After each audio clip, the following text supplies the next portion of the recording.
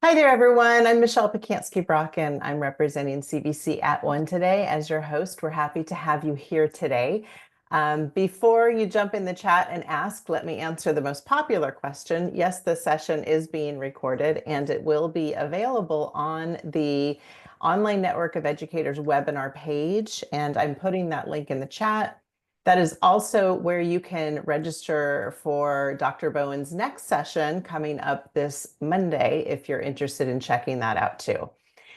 I have the opportunity now to welcome Dr. Jose Antonio Bowen back. This is, I believe, the third session you've done with us this fall, and we'd like to warmly just say thank you for the time that you spent with us and the knowledge that you shared with us. And I'll take a moment just to introduce our presenter today.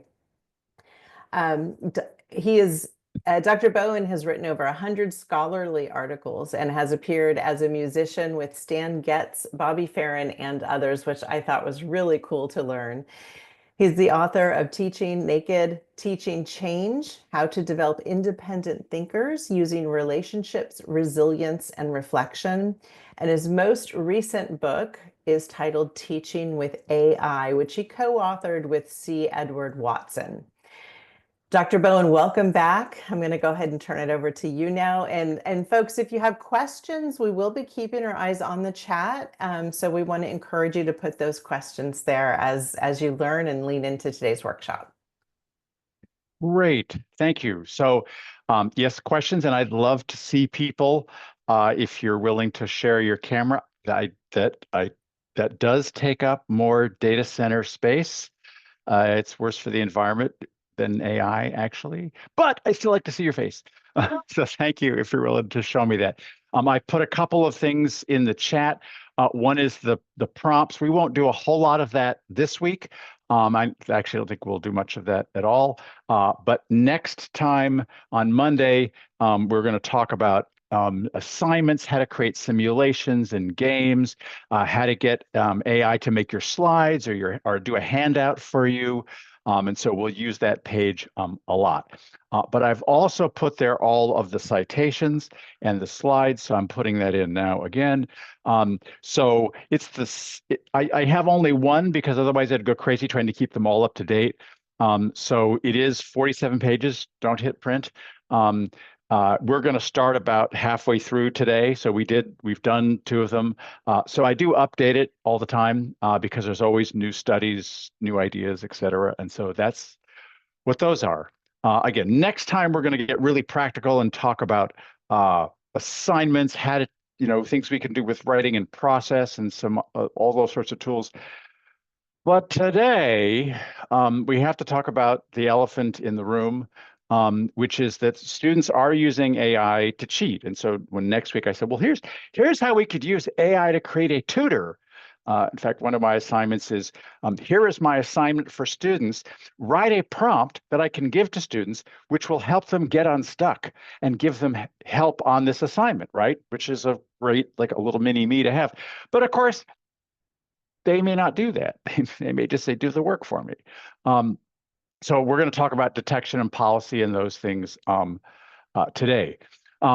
So before I dive into that, a couple of caveats. First is that I'm going to suggest that things that you could do with AI. We did talk about this before.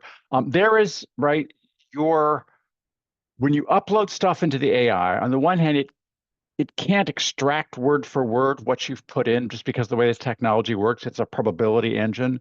I do advise that you check, don't use my data. If you don't want it to use your data in the training model of the next one, you have to sign in for that, ironically. But I show this privacy evaluation warnings because, right, most of us would see personal information is sold or into third parties, used for third-party marketing, data is collected for third-party for their own. Most of us would see this and not be very happy. But of course, these are both the warnings that come with Blackboard and Canvas. Certainly, Google, Facebook, and Amazon, you should be very careful and try to turn off or turn on all the privacy things that you can. When you rent a car, you buy a car, actually your car is listening in and owns all of your IP. And then weird things like, right, going to visit the weather online, they track you too. So I don't want to give AI a pass about anything, but I want just to put it in context of you should be worried about your privacy in lots of places, including AI. But in some ways, AI is the way the technology works. It's less able than Google to track you because AI doesn't store information. It has only weights. It's kind of like an empty brain. And we talked about that before, but I just wanted to remind us that was uh, the starting point. So I want to start with this notion that AI is going to change average. So we talked about this previously, right? AI is already better at a lot of things than most humans, which creates a number of problems that we as educators are going to have to face. The first is the training paradox, right? So companies are going to want us to give them graduates that now have more expertise. Because if our students were C students or they can do intern level work, well, AI can do intern level work. So there's already an internship apocalypse where internships are going away because the work that interns used to be valuable, right? It was cheap labor, but they could do the rough drafts of the press release, and then my vice president or director of communications will edit them and then give it to the president for the conference, right? My daughter does that sort of work, right? She writes notes for people to give a presentation, et cetera, all the time. And it's like, well, but the draft that the interns used to do can now be done by AI. And so for a company's point of view, why would I hire a bunch of interns to look up precedent for law cases when I can have my AI do that? The problem, of course, is that how are our students going to become senior lawyers and senior writers and senior editors and senior nurses if they don't first have to do the middle training where they make mistakes? And so that's a training paradox that I think is headed right toward us. But the other issue there is, should we change grading? Right? If AI changes average, it means that C grades or C level work is less valuable. That students, we need to raise our standards to help students get better. And so I do have a kind of odd example to get us thinking about this. And so here is, this is a program called Suno AI. You could look up, I'll drop it in the chat in a minute. But Suno will create songs for you with a text prompt. All you have to do is ask it. And so I said, write a song about an AI workshop led by Jose Bowen, and I get this. In a room, a mind so bright, learning about the future light. AI whispers dreams so bold. In this workshop, stories told. There's the link. There you go. Leadership we hold so dear. So, Path to greatness step by step. Building visions, dreams are kept. Close up the need, we'll find a way. This is not the best song you've ever heard. Heart of night, we'll seize the day. But Knowledge blooms and courage grows. In the light of truth, a spirit glows. so I've put this link in there, but Suno is a site you should try because Suno is able to do customized songs. So notice, right, it wasn't the greatest song, but it was specific, right? So think about, I did this for graduation a few weeks ago where I said to student, I said, write a song about this student work, right? These students are graduating and, write me a song that I can use to congratulate them. We went to a dinner party a few weeks ago and I was going to write a thank you note. And my wife said, she loves Frank Sinatra and show tunes. Send her a show tune about what a great hostess she is. And she loved it, right? So it was customized. So this is a general phenomenon of AI, is that it may be only slightly better than average, but it's able to be customized. So try this next time you have a student in class, you want to celebrate a birthday, right? Don't just give them a generic happy birthday. Play a song in class about how wonderful it is that they are on the volleyball team, and right, it can be custom. Or think about, right, generic greeting cards. think about, right, you go to the grocery store and you buy, a happy birthday to a grandma who loves her grandkids. How generic is that? Or, right, people who write Hallmark greeting cards are about to be out of business because that's generic. If you produce generic work, it better be great.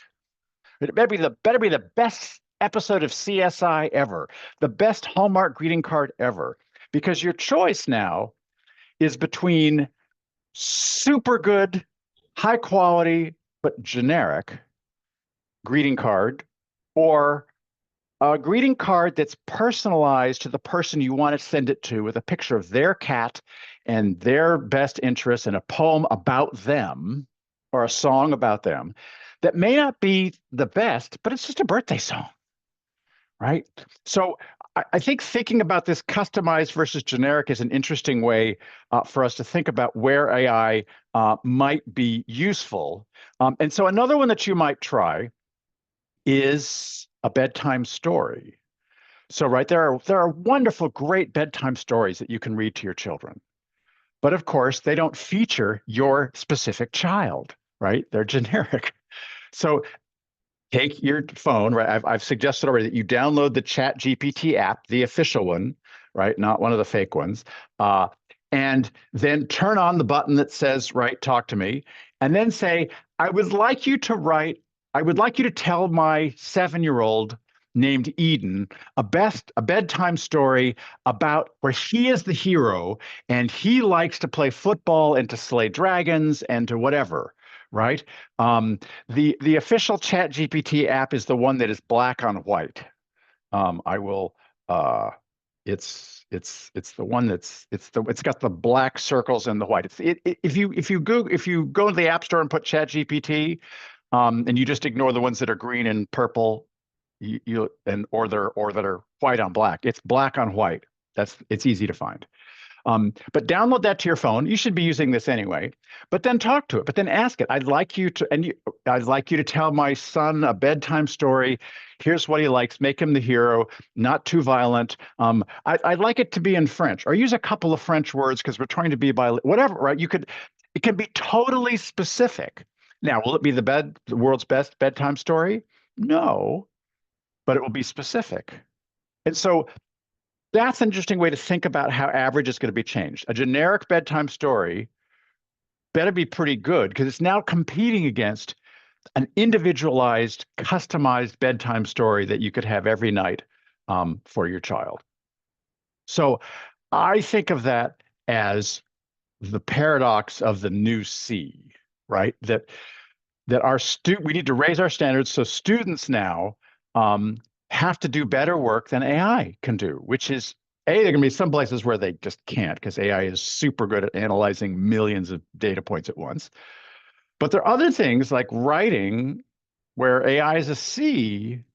Oh, wait, hang on, except at Harvard, where AI got mostly A's. And this is 2023, by the way. So this is not ChatGPT 4. This is ChatGPT 3. And the students submitted AI work and got mostly A's, you can see.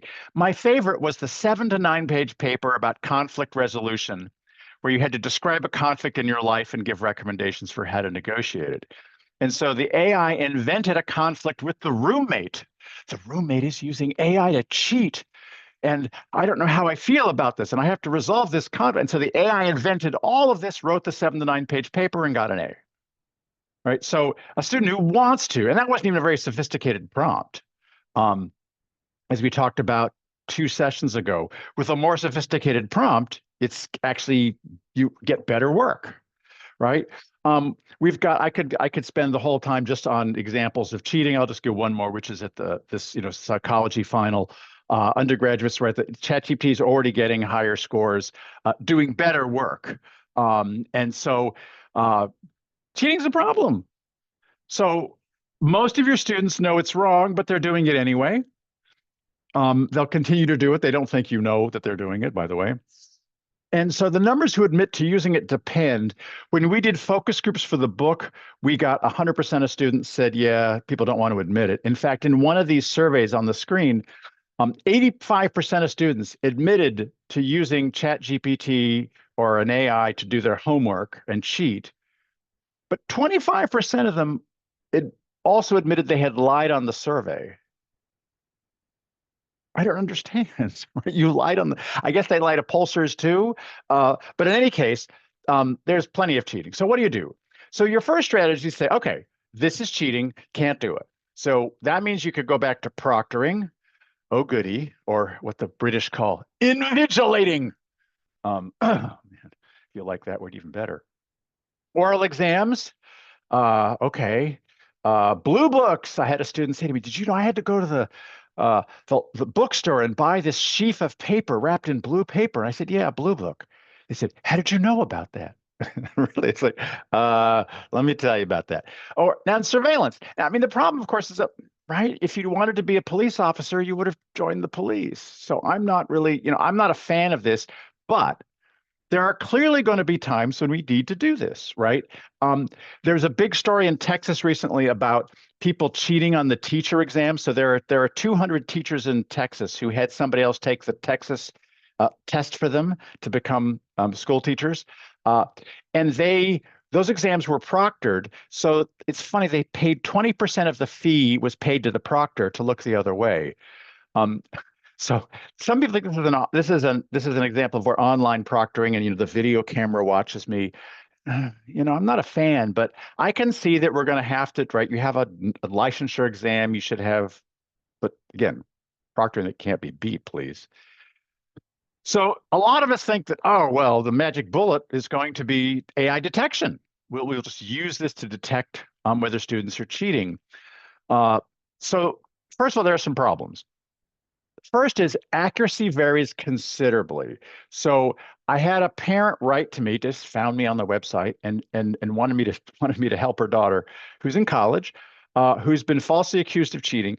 The parents have a video of the students sitting at the computer for an hour and a half writing the essay. They have the Google Doc with the timestamps, but GPT-0 said it was 80% likely to be AI written. And so the student is being hauled up for the honor court and they want to know what to do. I said, well, first of all, GPT-0 is a terrible detector. It's terrible. So what you should do is take a faculty piece of work and you should run a faculty paper through the same AI detector, because it will probably come up 100% AI, even if it was written in 1970, right? Because it's just a bad detector. So I think Turnitin is currently one of the best detectors, but the free ones are terrible. So don't use a free detector. But even Turnitin, and Turnitin's better than faculty. It's about 95% accurate. So your ability to detect AI, sometimes there are some tells, right? And sometimes you get it wrong. But even AI has a 5% false positive rate. So remember, AI detectors do not accuse students of cheating. Only you do. Think of an AI detector like a smoke detector, right? Is your smoke detector always right? Does it need to be always right? If your smoke detector goes off, you don't run out of the house screaming, fire! You must have cheated. You go check it out. And right, most of the time, my smoke detector means I'm frying plantains and it went off. It doesn't mean that I'm right, there's a fire. So I know how to use a smoke detector. Do you know how to use an AI detector? So we have lots and lots of stories of students being falsely accused. And these are leading to lawsuits, but it's also leading to student anxiety, right? Students are worried about being falsely accused. So look at this one, right? The AI detectors say, oh, we the people, this is like 92% AI generated. Well, no, it's not. The reason this shows up as a false positive is because the text is predictable. So some things like the Constitution, like Alice in Wonderland, are all over the internet. And so they're going to be detected as AI because AI can predict what the next word is easily. So the question for us is, how accurate does it have to be?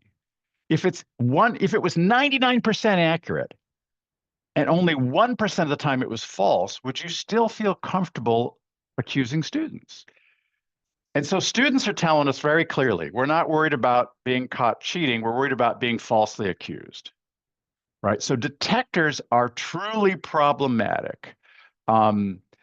Catherine, tell me your question about Turnitin. Go ahead and unmute. That's fine. Thank you again for this next webinar. I appreciate you and all your information. My staff and I have been testing Turnitin.com, and Yep.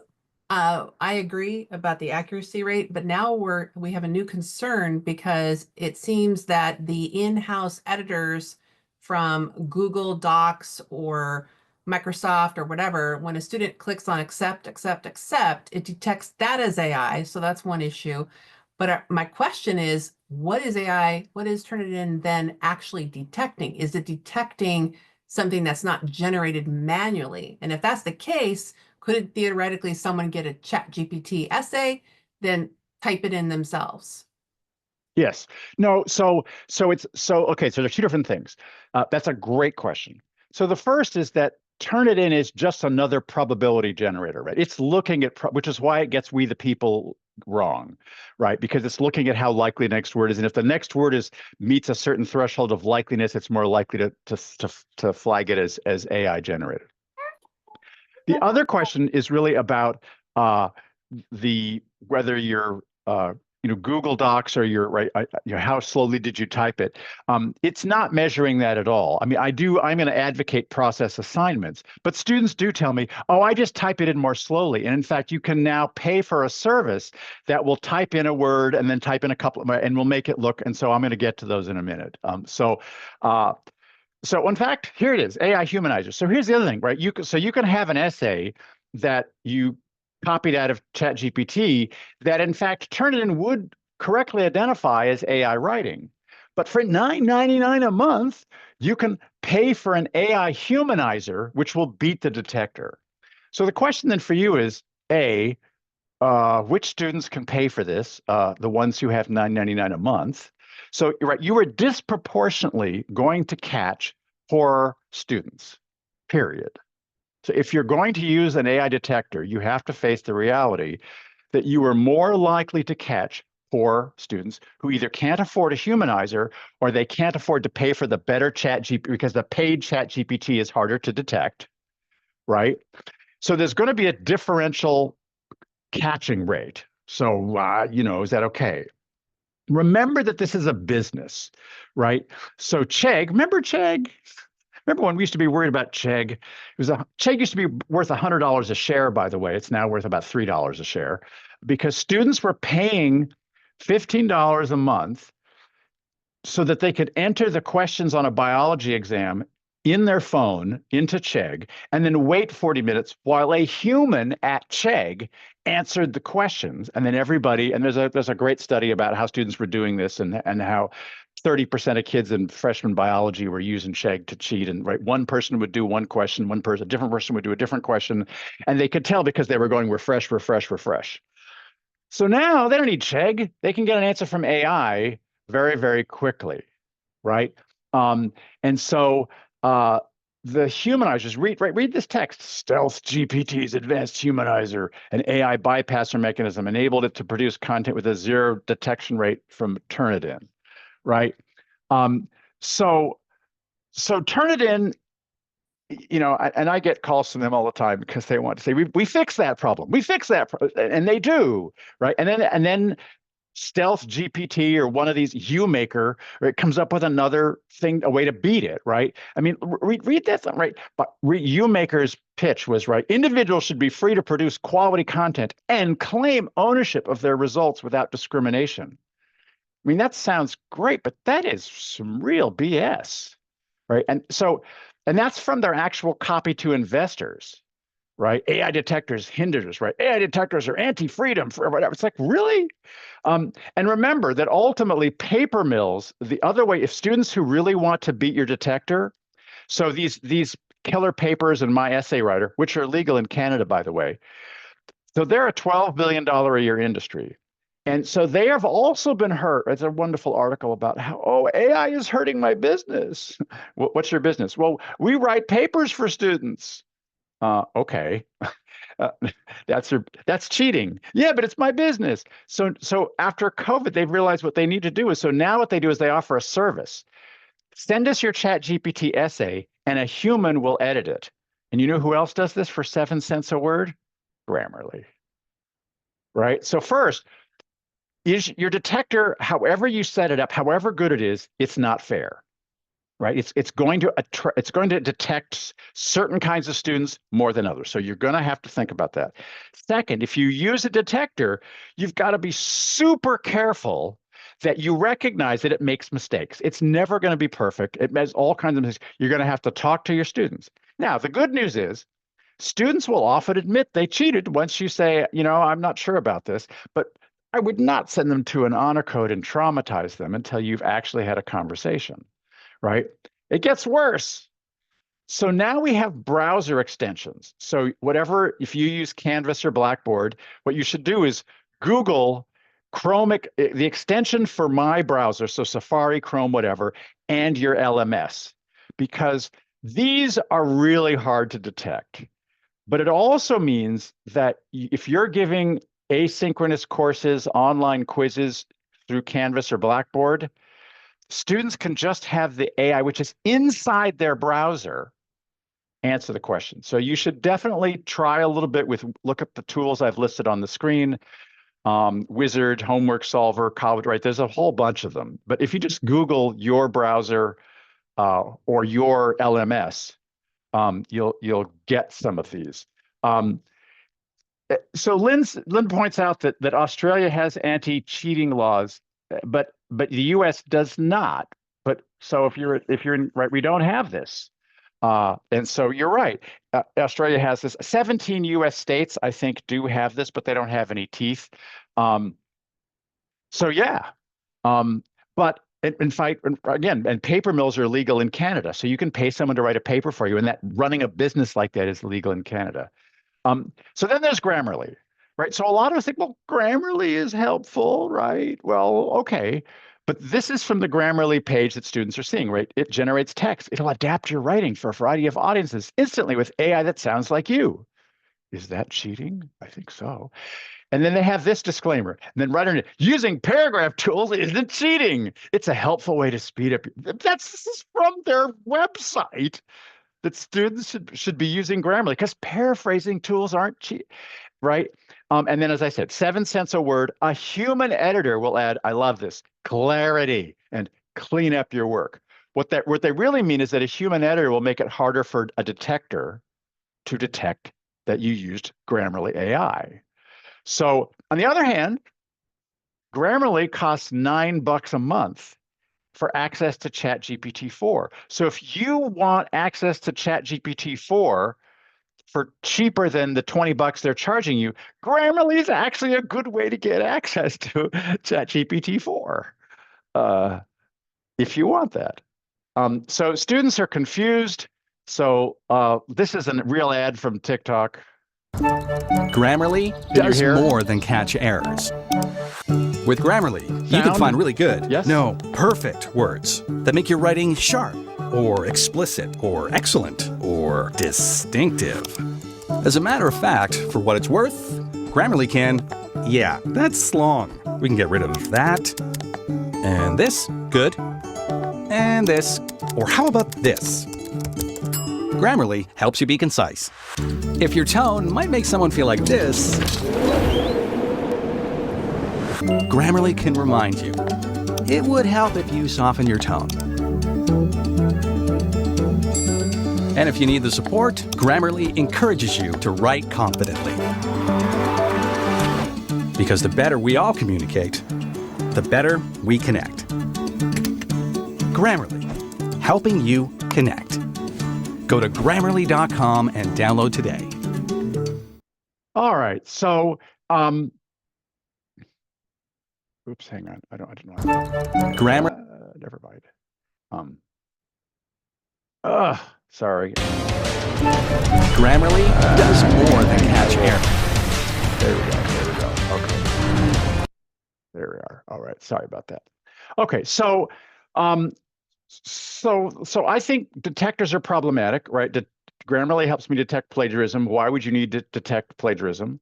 Right? Turn it in. Somebody said detects Grammarly.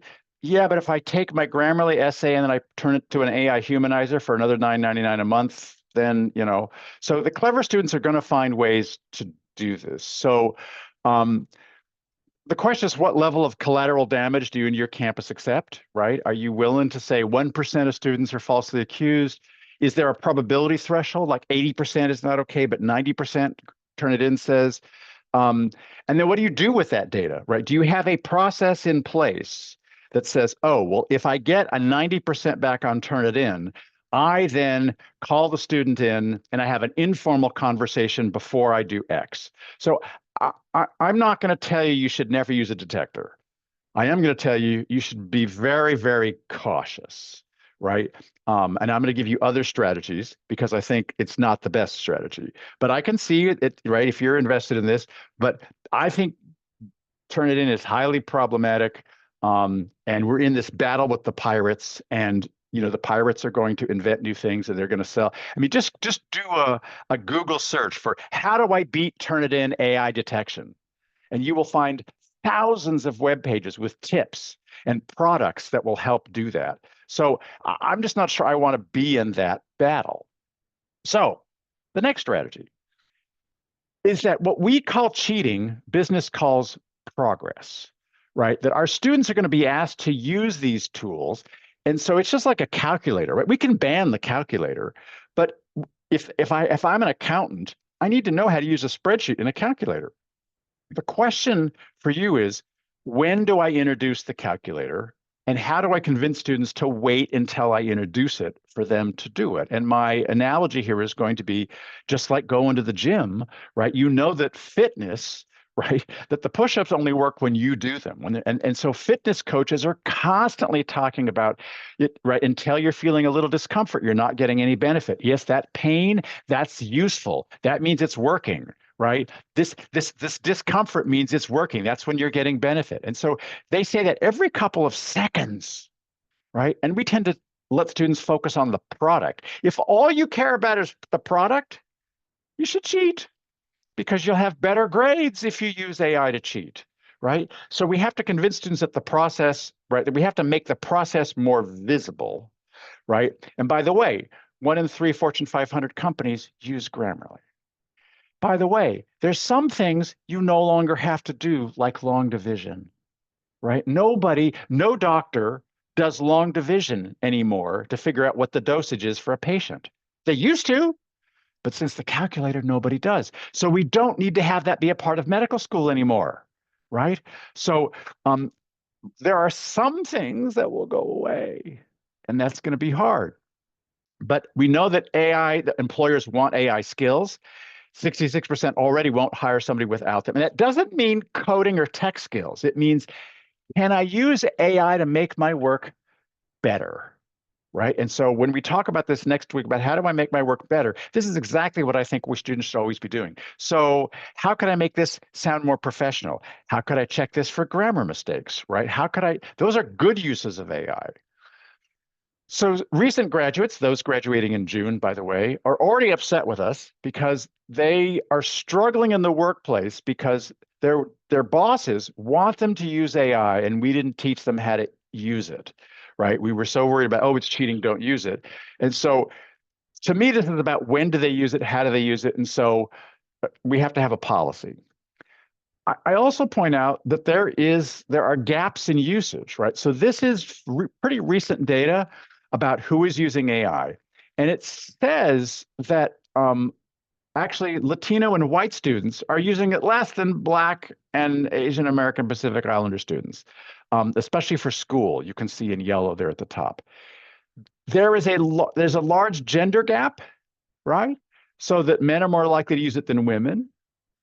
And there's, of course, a public school gap that the private school kids are using it. So on the one hand, you could say, well, they've got a bigger cheating problem.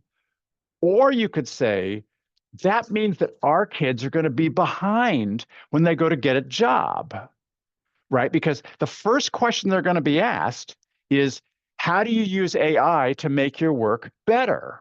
How do you use AI to improve your writing? They're going to be asked that at interviews, right? I had a professor tell me a few weeks ago that in all of her 6 recommendation letters this year, all 6 companies had a box there when she was recommending students for jobs, seniors, And they all had questions that said, how does this student use AI? What's their competency level using AI to do this job? Right? To help them to do this job. And it was universal. This data is a different study, but what's interesting is that they looked at all sorts of different studies, right? So this is a meta study, and they looked at, right, Kenyan business owners, U.S. college students have the arrow there, working adults, right? These are all different studies. And notice that in all of them, there's a consistent gender gap. So the men are going to have an advantage in the job market now because they're going to know how to, so call it cheating if you like, but the men know how to do it better than the women. And if that's a skill that you need at the workplace, the men now have a bigger advantage. So I'm going to suggest that we need to make sure that our women and our first generation of minority students get caught up with the men, with the white men who are the most likely users of this tool, because it is ubiquitous already out there in business. I was with a company yesterday, by the way, right? It was an AT&T was the client. And well, we're talking about the passport. I can now get a passport online in 2 weeks, thanks to this work. And it's like, yeah, so the government didn't have enough people processing passports. With the use of AI, I can now get a passport faster. I'm not sure I'm upset about that. That's a good thing. It's also a weird thing. I didn't have to show my passport at the airport last week because they just take a picture and I have global entry, but right. So it's everywhere, right? So let's think about this. So if you believe that AI writing that you can detect AI writing because it's not good enough, great. You need now to articulate that difference to students. In other words, what you need to do is to say, so if this is what the level of work AI can do, and that's the only thing you can do, I have to make you better. So if the women are better writers than men, then you need to help your men write better than AI. Because if you can only write as good as AI, you're going to have a harder time in the job market. So here is a weird example, but it's kind of fun too. So here is, this is a music video. So the assignment this professor shared with me is his assignment was take this Pink Floyd song and create a music video for this song. And so he used to have his students do this work. But this video that you're watching was 100% produced by AI with the prompt, make a music video where he just used his prompt to cheat.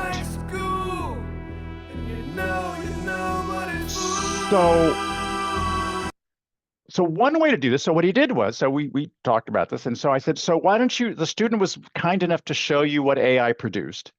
So what he did was I said, so show this in class to your students who were given this assignment and say, so how would you grade this, right? There's some things that are really good. It's a special effects or it can do certain kinds of things. But what's missing, right? What are the narrative elements that are not here? How could I make this better? What did AI not do well? Because that's the bit that humans need to be good at. So in other words, thinking about how do I help students understand where the really important human parts are and say, so look, so if AI can do this, that's fine, but I don't really want to watch that because is important. So this is an old rubric, right? This is a writing rubric, right? And you can see the average there, right? The average score, the C score, essay is focused around a single thesis. Yeah, okay. Some evidence may be missing, unrelated, or vague. This is C. There's a clear introduction, body, and conclusion, but some paragraphs need to be focused and right. So there you can see the middle column of average there. So that's my old rubric. So what I did is I said, you know what? That's now an F. That's AI level. And I actually labeled it this way as AI level. I probably should just call it 0, not 50. But in any case, it's AI level, right? And so I was worried about students going, wait a second. I said, so look, here's the deal. I want you to get a job. I want to help you be ready for the real world. And so in order to do that, I'm going to help you get better as a writer. I am going to raise my standards. But as you know, higher standards by themselves aren't good teaching. You have to match higher standards with more care, right? So my new rubric is paired with, I am going to help you get to that new A level. Now, it's true, AI has gotten better since I did this, and I probably have to redo this. But the point is that you need to think about rubrics as a way to show students what better than AI work looks like. This might just be quality. It might also be types of tasks, right? So I'm currently trying to get AI to write a story for me. And the problem is that AI can write a pretty good story. It has good character, but it doesn't have a good middle, right? It resolves the conflict too easily. And so that's good, because now I can say to students, so here's what happens when I ask AI to do this work. Here is what AI doesn't do well. Here's what you need to do well, because that's where the jobs are already going. So it's not that you're not going to be a writer, but you're going to be better at making sure this story or this writing does this. All right. So I want you to think about rubrics. I'm gonna put you in a group in a little bit, but I want you to think about, right, what are the things that humans need to be able to do, right? And where can you raise the bar, right? And so I would suggest that you have to redefine rubrics and make them a little bit more difficult. And yes, actually, Conmingo and other, right? AI can help you. Here is my old rubric. I'd like you to help me redo the rubric so that the AI level is now the minimum, right? It's not a pass. I have to be able to articulate what better than AI, and it can help you with that. All right, let me pause for questions for a minute while we're gonna get together and talk about some of these things. So to Sylvia's question, yeah. So in fact, AI, a better prompt can help it get closer to that. So in fact, here's an assignment, right? Ask an AI to reproduce a text by this writer, this style, Virginia Woolf, not somebody not Alice in Wonderland, which is out on the web a lot. And AI can't get it exact. It can get close, right? It can produce a text like the first paragraph of Mrs. Dalloway. So then the question is, ask the students, try with better prompting to get it closer to the original text.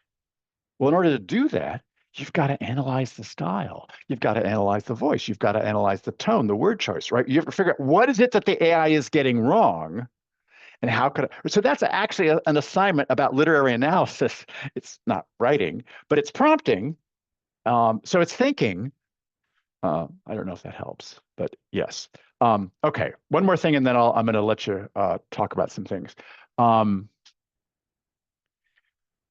This question about AI. So there actually is a ton about how. I mean, again, look for a Substack about AI and work, and you will find. There's 100 books already. There's tons of work on this. I do these work with corporations.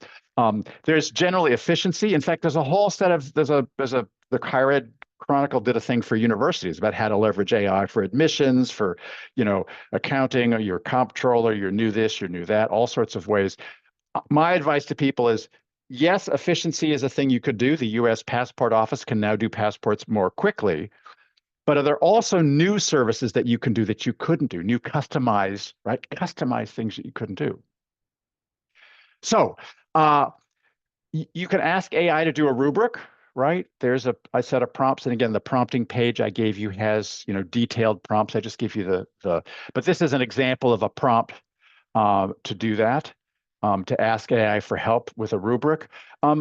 You can also ask students to help, right? So one of the things you could do is ask an AI to produce good, bad, and average. In this case, a nurse's notes. I was working with a College of Nursing, and they said, look, AI produces better nursing notes, the notes that the doctor is doing. And so we don't have to do that anymore. But the nurse does have to check it and make sure it's accurate. So they have to be able to edit and evaluate, but they don't need to write them anymore. So how do I teach them how to evaluate? I said, well, try asking the AI to produce hundreds of good, bad, and ugly nurses' notes, and then have the students sort them into categories, right? Which ones are good, which ones are bad, and why, right? That's an example of new kinds of assignments. So we're going to get ugly for just a minute. I want to tell you how students are using AI because they're clever, our students, right? So we know that men and students with lower GPAs are more likely to be very knowledgeable about AI. Oh, goody. But most students, this number's gone up since this study, are now saying they assume that you're going to teach them how to use them effectively and ethically, which I love, right? But mostly what they're doing is they're searching for information, which is Googling. It's like, wait, what? So on the one hand, if you Google information in an AI, you'll sometimes get hallucinations. But AI has just added search features. So great, ChatGPT, not Claude, but ChatGPT has a search. Gemini has a great search button. Perplexity, obviously. But if you're using one of those three tools, you can now ask it to search the web and give you the links that it needs, which means I could say, so go to my department website, pretending you're a high school student looking for the requirements, and tell me how easy it is to navigate the website.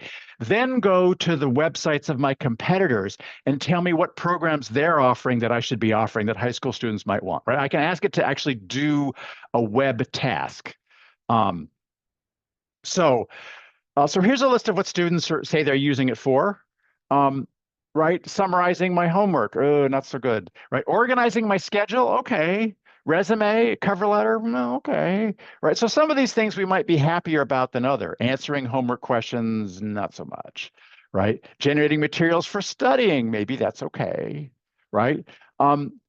Students are twice as likely as you are to say it has a positive impact on learning, right? I'm not sure they always know what's good for them, but that's what they say. So they think this is a great tool that they can use to help them, and they don't even know it's cheating sometimes. Remember that Grammarly ad? It's confusing. So look at this, right? So if you wanted to write in your style, so this is good for you, but your students have also learned this. So you can say, here is my last essay, right? Write in my style. Or here's a bunch of my emails, write in my style. So here's a trick. If you say write in my style, it will, but you may not like what you get. So it's a better first step to say, before you begin, ask me what other information you might need. Do you have enough samples? And one more thing, which is before you begin, analyze my writing and describe to me how you think I am as a writer. Because if you don't like the answer, right? Well, you're very knowledgeable and you use a mix of sentences, but you're a little pedantic and you sound like a jerk. Then I can say, okay, so write in my style, but less like a jerk, right? I can actually modify my own style, right? So I'm writing to students in an email, make me sound a little less like I'm an old fart professor. Students have also figured out they could write either in your style. And so this student showed me this. So this Marjorie Garber has written 10 books on Shakespeare. So the Hamlet was an easy one. And so you can read the answer. And this is ChatGPT 3.5. So this is, way before the good ones now. But Tapestry, what? Right? So the truth is, this is actually how Marjorie Garber writes, but it's not how any student writes. So what's a student going to do?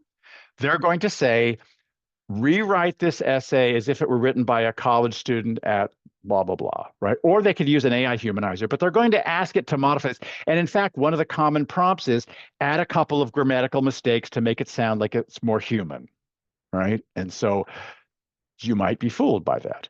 For math, right, you can now point your phone, right? ChatGPT has a demo on this. You can now point your phone at a math problem and say, how do I solve this problem?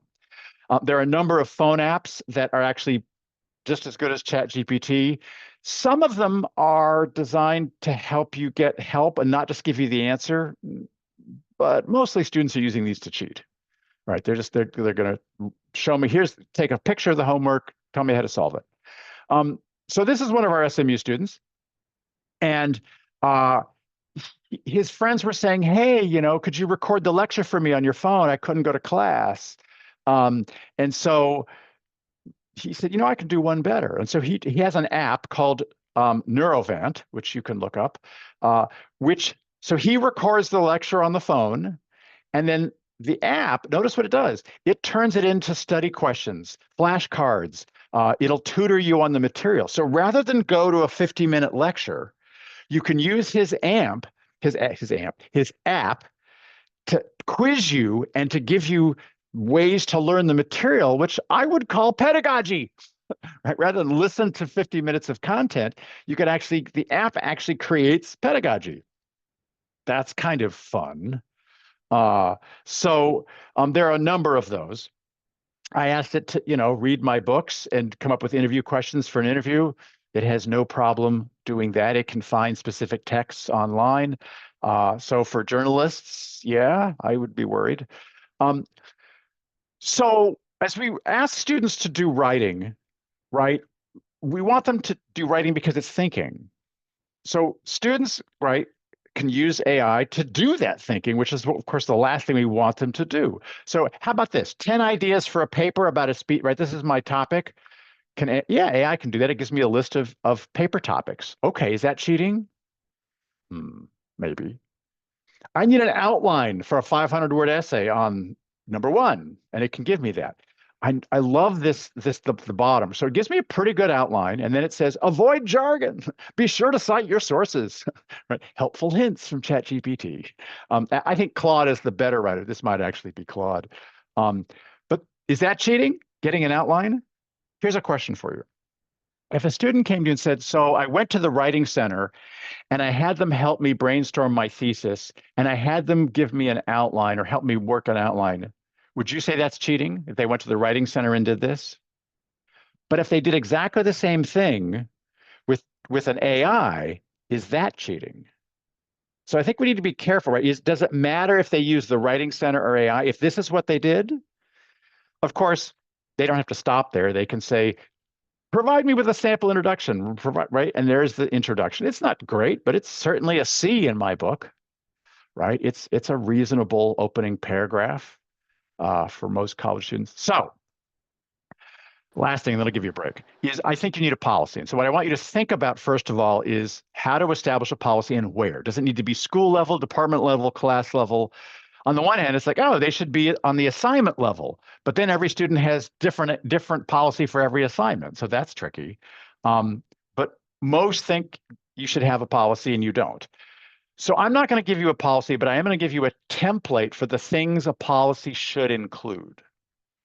So these are the 6 things I would recommend. 1, on this assignment, is AI use permitted or forbidden? And most importantly, why?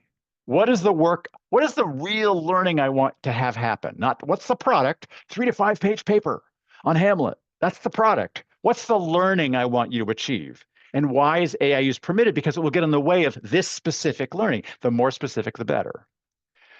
Then, if you use AI, do you have to disclose that you used it and what the prompts were? If you use AI in your essay, do you have to credit it? I would say yes and yes. I would include a warning about, AI can hallucinate, so you may get something is totally wrong. It might make up, so be aware, check your work, right? That guy who got in trouble, the lawyer, he got in trouble because he didn't check his work, right? He didn't get in trouble for using AI. He got in trouble because the AI produced garbage and he submitted it to the judge. If you're going to use a detection tool, I would say you need to show them you're going to be transparent.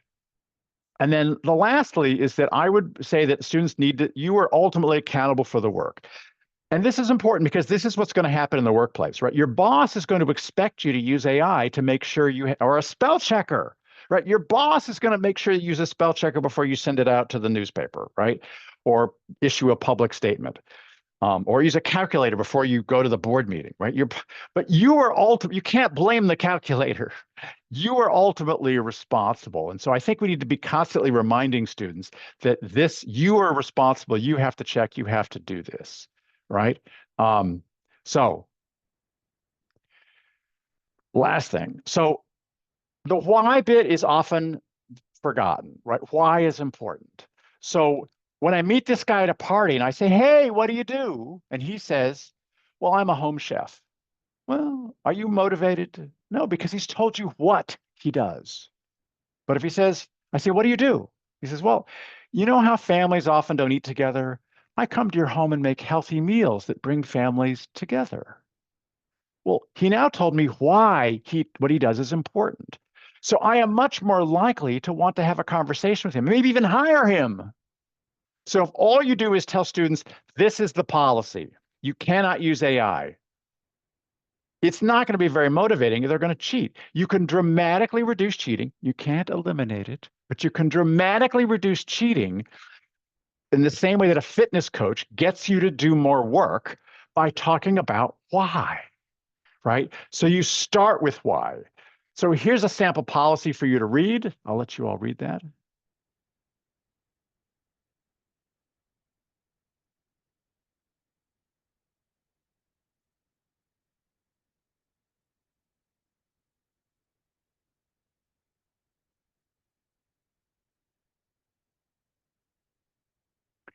So notice the first half of this is not a policy.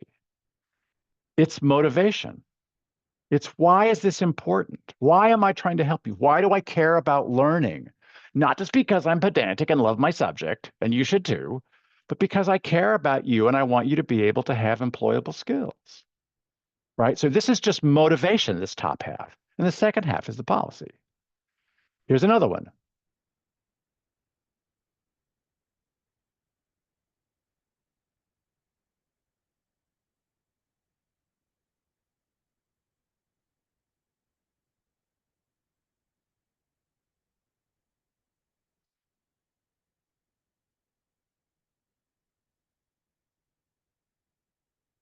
So notice I didn't use the word academic integrity, because the minute I put academic in front of integrity, it becomes less important to students and less motivating. It's like, oh, academic integrity, well, I can screw that in 4 years, right? But integrity, they care about. They actually care about integrity and respect, right? They want to be respectable, integrity. That matters of honesty. These are important values. So if I start with that, it's more motivating. Besides, they've all been to a movie. They know there are credits. Why are there credits? Because that's right. You should acknowledge the people who contributed to this movie, right? So it's much easier to get students. So yes, you're not going to eliminate cheating, but the studies show that you really can dramatically reduce cheating by letting students see where the learning is. So I also think a disclosure agreement can be a useful way to do this, because look at what I've put here. So I did all the work on my own, no assistance, no friends, no tools, no asking parents, no writing center, no technology, but no AI. But then you can say, so should you disclose if you ask your PhD parents to help with your essay? I can tell you that when a roommate told me he was doing this, I was pissed. That's not fair. I said, my mother can't read and write. I can't ask her for help. This is not fair. You can call up your parents. They're lawyers, of course, right? You have a thesaurus. Can I borrow your thesaurus, right? And so, but students do care about fairness. And so this is a way to talk about, well, so we need to make this visible to everybody. And then maybe we're all going to do the same rules. We're going to play by this. And so, and what did the help do? Did you use it to check spelling and grammar? And so I know you're thinking, no, they're going to cheat. Yeah, some will cheat. There was a controversy about chalkboards in the 1890s at Harvard, that chalkboards were going to lead to cheating. There's always been cheating. But you can reduce cheating with some of these things. And I have more, there's more to come. I have a whole other thing. But first, so you've seen this kind of, red, yellow, green light, no AI, any AI, some AI, right? Here's a more sophisticated version of that. You can find the link on the website where, okay, you can use AI for this, but not for that. You can use it for editing. You can't use it for ideas, but you can, right? So you could give them something like this. We cannot see your slides. You have to click at the top of the Zoom where it says that you have 2 buttons. So one of them is the slides. I see them. Yeah, so Zoom has added this great new feature that means you can either look at the slides or at my face. Okay, so here's what I want you to do. So we're going to put you into groups. And so here are some questions. So I want you to think about policy. I am not going to suggest you look at other policies yet. There's a lot of them here at this at Lance Eaton has a list. There's also I'll put them in the chat when we come back. University policies, but I want you to think about: do you need a policy? Is this the best place for this to happen? Could you talk to students? Right? Is detection? So we've talked about a lot of things. I want you to share what your best practices are so far, but mostly I want you to think about how do I. We're going to talk about assignments because I am going to say I think there's other kinds of assignments you can give that make it harder to cheat. But for the moment, what do I do about policy?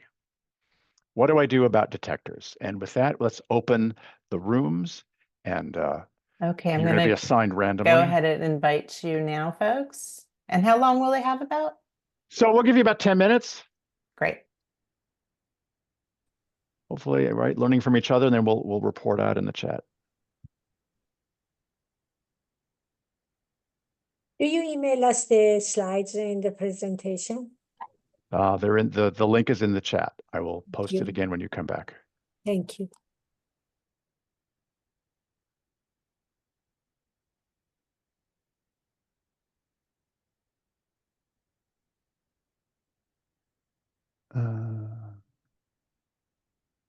And Jose, our Zoom instance is set up to give them 1 more minute after I close the rooms, just FYI. Right. So give them 9 minutes, and then we'll Okay. close. I'll probably wander through the rooms, just make sure.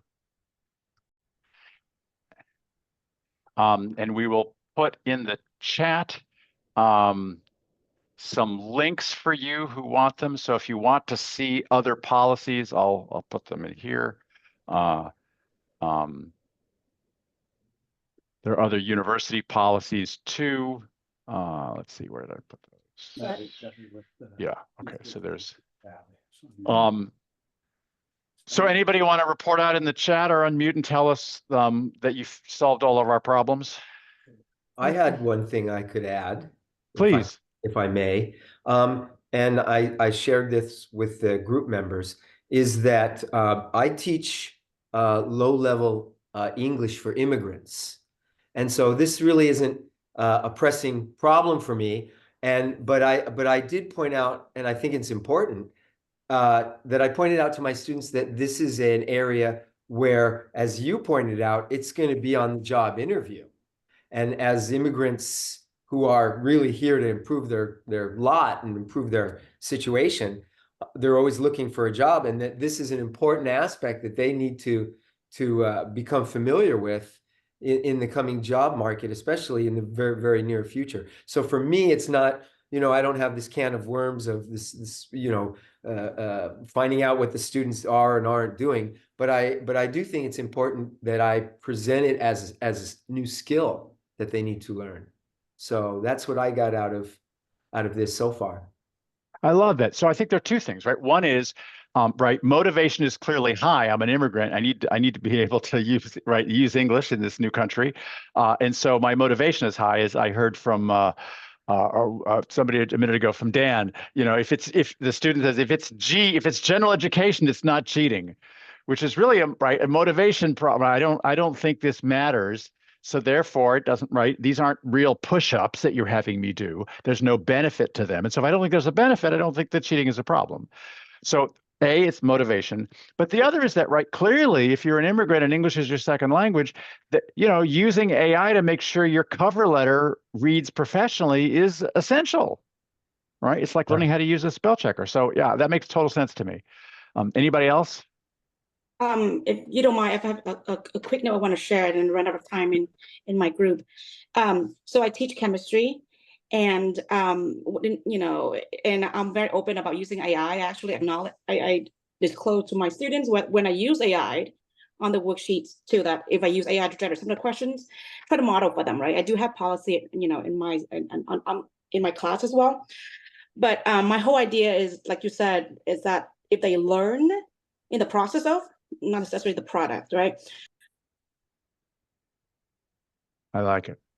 So part of that is making sure students understand where the learning is in the process. Right. And I'm going to give you an example. I'm sorry. Of that. Yeah. It's okay. So go ahead. One assignment, I have them do a chemical scavenger hunt, so look for chemicals on labels. And so I asked them to go to the pantry, go to their kitchens and read labels, right? Five chemicals that I asked them to look for. Some of them will cheat, right? And so if you go to the cabinet, they will cheat and look it up. But in that process, they're going to learn those anyway, and they will learn what they do. And, even though they cut down the process of getting it done, but, I think I get out what I want them to get out of it. So So that's interesting, right? I love this assignment, right? So think about so I'm thinking about this. So I want you to figure out what are the chemicals in your kitchen cabinet, et cetera, in products. And so on the one hand, right, I could say, well, you could point your phone at them and have AI, read the labels and do all that. You could set up an AI survey. There are lots of ways you could get help with this.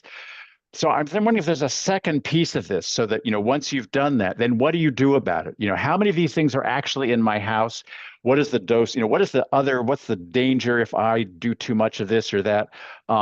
Because you're right, any one of us who was doing this would say, well, what the point is, I need to know what these things are. And so how I get there is less important for that piece of it. I love that. All right, so lots of possible policies. How about this one? So what's interesting about this is that this is the statement made about calculators in 1975 by the National Committee on Mathematics Education, right? They saw it as an equity issue. I'm not sure we're there yet. Here's another way to think about it. So what about how we think about plagiarism, right? So Sarah Eaton has thought about this a lot and written a whole book about the idea of redefining plagiarism. And so she says that, right, hybrid human A writing will become normal, right? Just like using a spell checker is now normal. Using a calculator is normal. We know that human creativity can be enhanced. We'll talk a lot more about that next week. Languages, she says language barriers, and I thought, well, that's interesting because this could go one of two ways. On the one hand, it means everybody now has to learn English because AIs are mostly trained on English, and so English becomes the default language. But things can be translated. But the other thing is, if I only speak Gaelic or Hawaiian, maybe I don't need to learn English because the AI, I was recently, overseas and using my phone as a translator, and it was, right, it could translate menus, it could talk to the waiter with, I just put it on this, and it translated back and forth. The UN now uses AI. So I don't know what that looks like. Humans can relinquish control, but not responsibility. I like that a lot. Attribution remains important. I like that. But historical definitions of plagiarism, because plagiarism is about copying and knowing what the source is. And so that may really change. So again, I put this just partly here to kind of help just give us another way of thinking about this. I know it's a radical idea. So why do students cheat? Any ideas? So here's a list of things. We actually have some data on this, right? You can look at this list. I mean, all of these things are on the list. Anybody want to venture a guess as to number one?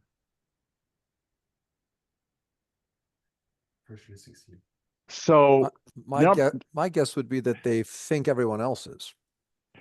They sometimes do, but the number one reason, and according to these two, again, there's quite a long history of this. There was an opportunity to do so. So guess what just happened? AI just gave everybody a much bigger opportunity. It all got a lot easier, right? It's right there. It's a button, and if it's built into your browser, it's even more so. But a new study on AI specifically found that the best predictor of AI cheating was degree apathy, even more so than fear of detection or punishment. So in other words, I don't think the work that you've given me is valuable. This is just general ed. This is just busy work, right? Students have a busy work detector. They think that we love busy work and we just can't wait to give them more of it. And so explaining the why turns out to really matter. So this is interesting, right? So we all know there's a mental health crisis. There's school stress. This just came out a week ago. So what are the emotions that you feel most often while studying? Well, anxiety, boredom, frustration, et cetera. Notice that confidence, satisfaction, even that, right? So anxiety, but what's the anxiety about? It's not about learning. It's not about, oh, this is hard. I'm never going to learn this. I mean, that's us, right? But we're weird, right? We're the people who like school so much. We're still here, so we're weird. But the real pressure is, oh, I'm not going to get a job. I won't get into medical school. I won't get into nursing, whatever, because that's the stress. So the question then is, what else can we do?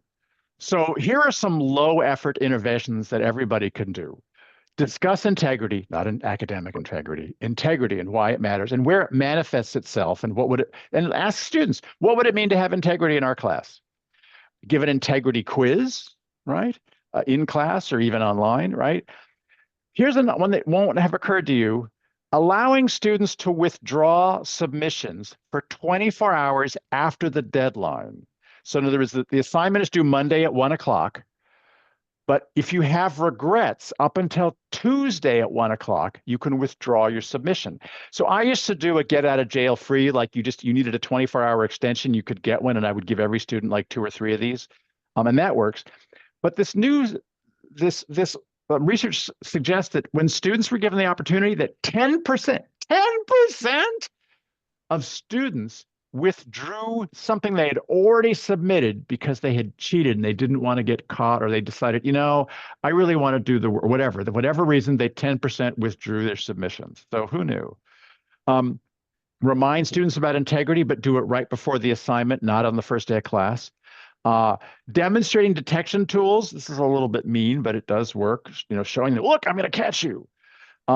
Normalizing help.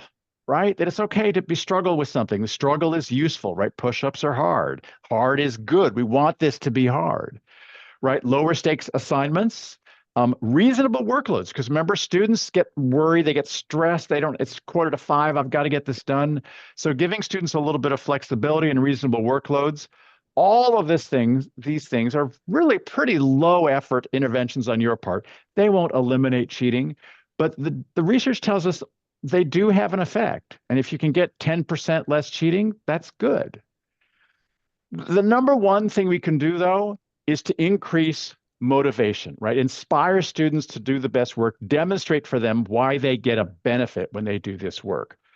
So in other words, extrinsic motivation, grades, is less powerful than intrinsic motivation. And intrinsic motivation is based on these 3 things. Sorry, psychologists, I'm oversimplifying, but yes. Engagement, I care about this. This work matters. This is important. I have some interest in this. Optimism, I can do it. If it's too hard, you quit. If it's too easy, you quit. And then finally, agency. Does my doing this work make a difference? So if all your students looked like this, yes, it'd be weird, but they'd all be doing their work, right? So I like to summarize human motivation as I care, I can, I matter. If you think about every time you do an assignment, if you think about, and it has nothing to do with technology, of course, but if I think about, I need students to care about this, believe they can, and know that they're doing the work matters, students will do the work because they'll be intrinsically motivated. So this is, right, your lightning fast, psychology 101. But it's easy to remember. I care, I can, I matter. It's really the secret to getting students to do work. So next time we'll talk about specific types of assignments. But when I do assignments, I think about these, right? This checklist. Is the purpose visible, right? Do students understand why? What is the learning? What are the skills I will gain? How will I be able to use this? It turns out that if you add a single sentence, one sentence, so think about your syllabus, read chapter 2 for Tuesday. If my syllabus says read chapter 2 for Tuesday and find a relative who has that, or find a place you could use this in this type of job, just one sentence, students remember more a week and then 2 weeks later. They actually remember more if I just give them one sentence of why. So every assignment I give students has that one sentence at the top. Why are we doing this? Why is it important? We are often very misguided as to how confused students are about why we're assigning stuff. And then what's the task? What am I supposed to do? Right? Well, what's the process? How do I do it? Do I do it all at once? Can I do it in different, right? There are various tasks you can think about. And then how do I know it's good? Right?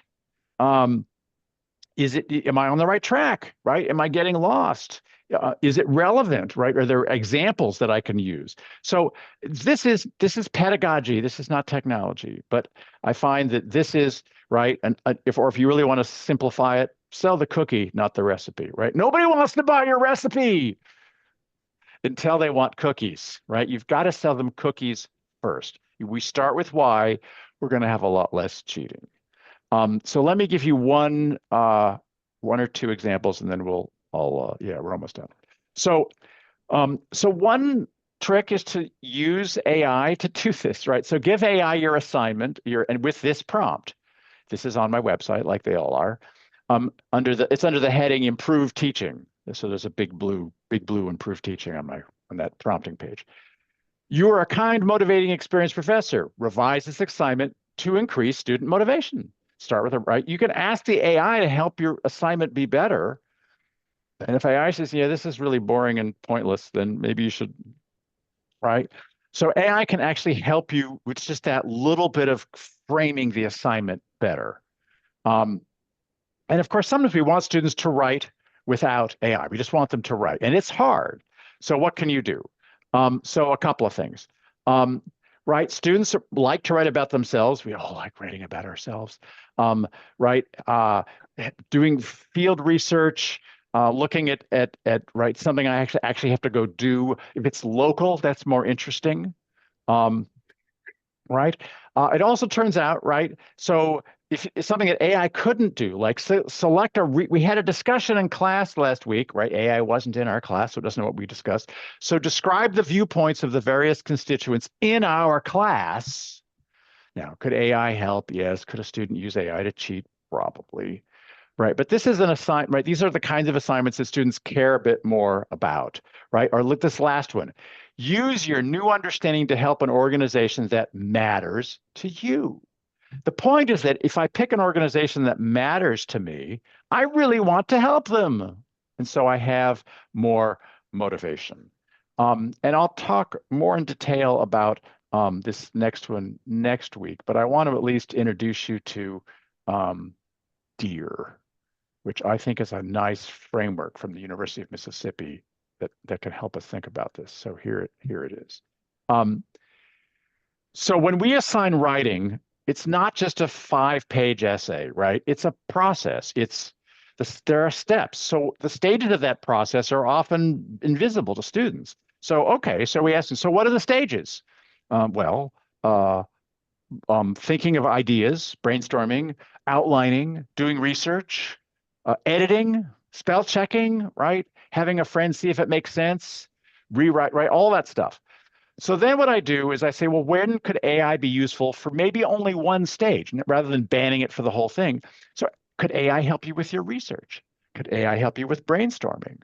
Could AI help you with editing? But then the other question is, how could AI help or hurt your learning?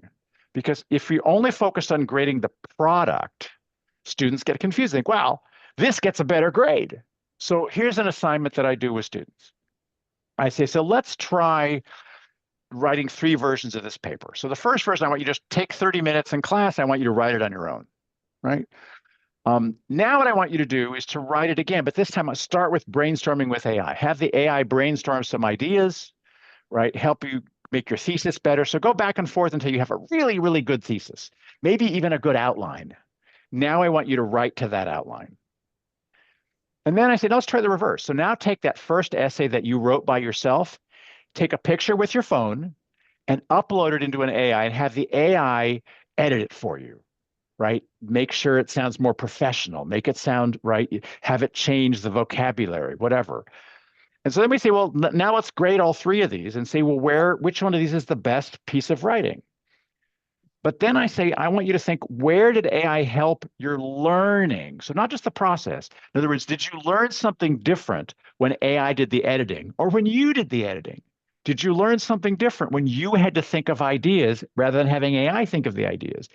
And if you really take the time in class to do this the first week, and students talk about this, you're doing the same thing that a gym coach does, which is to say, this is about, right, this exercise hurts, and that pain of putting your leg up or doing the push-up has benefit, and I've talked about that benefit, and so that's why you're going to come back and do this again, because you want it to hurt a little bit. It's supposed to be a little difficult. If it's not difficult, you're not learning. You might have a product, but did you know how to make the product better? So I have other assignments that you can use to make products better, right? Giving students things, but this is a starting place for breaking down the process, helping students see that there are various components. And I will leave us there for the moment. And are there other questions, other kinds of things before? Because we're gonna hit more of this next week. But I would, ultimately, this. Hang on. Oh, I did this backwards. I'm looking in the. Can I ask a question? Yes, please. Yeah, not even a go ahead. question. Go ahead. As I was saying in my group, it's more of a existential crisis for someone like me who teaches English and writing composition.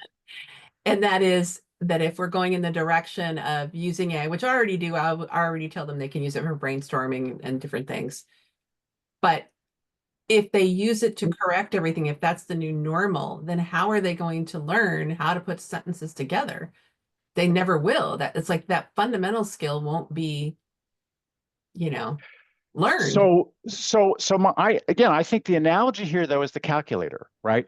So, right, the National Mathematics, Education, I said, give them all calculators, but we still taught them how to add and subtract.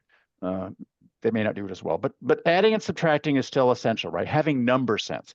So notice we now teach math very differently. We don't teach long division anymore. I mean, we teach it a tiny bit, but we don't spend months on it. We don't have, I used to add up long columns of numbers because I got these assigned every single day. They'd give me another one of these, like long columns of numbers. They don't do that anymore, right? Now, initially, of course, the first goes at this, right? Remember the little colored bars, the new math, right? That didn't work very well. But it turns out after 20 years, we figured out better ways to teach estimation. Those of you who have children know they do a lot of estimation, right? In math, because that's really an important skill. But doing long division, so writing a really tight paragraph, figuring out how to put sentences together, there are still lots of skills they need. And so the question is, A, we got to figure out what those are. What do I no longer need? Can I get somebody to mute? And then so how do we, what are the skills they really need? How am I going to teach them that? Under what circumstances? And then how do I motivate them to still want to learn to add when there's a calculator? So my teachers used to say, if you don't learn how to do long division, your patient will die because you'll give them too much medicine. Long division is about the right dosage. And so, I don't want patients to, right? So, I mean, I'm in third grade. What do I know? And now it's, you don't want to put too many zeros on your taxes and pay the government 10 times what you owe them, right? That's why you need to know how to estimate, so you know how many zeros go on your taxes, right? That's a different motivation for why to learn estimation and math than the others. So, right, all of this is going to change. And so I do think that writing is thinking, but I also think that there's a reason to be able to write and to learn about style, but we're going to have to think about where and how we teach it. But thank you for that observation. Thank you for another informative session, Jose. We're at 4:30. 4:31 actually, so we should probably wrap it up. Folks, we do have one more webinar next week with Dr. Bowen that you're welcome to sign up for on our webinars page, and I will go ahead and put that link in the chat. And I've also shared the link to our oops, sent it to the wrong person there. I've also shared the link to our post-webinar survey, which I hope that you'll take time to complete. Your feedback is very important to us. Thank you very much for sharing with us, Dr. Bowen. And lots of practical new assignments next week. Lots of new things you've not thought of, for new things you could have students do either with or without AI. Yeah, it's great to see these build on each other so well. Okay, everyone, have a great afternoon. Take care. Michelle, I have a question.